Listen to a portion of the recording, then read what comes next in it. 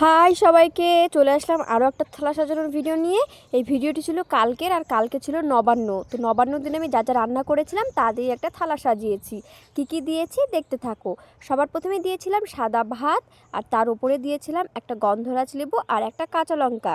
আসলে কাল যেহেতু নবান্ন ছিল, তাই ব্যস্ততার মধ্যে দিয়ে ভিডিও আর এডিট করতে পারিনি, তাই আজকে পোস্ট করলাম।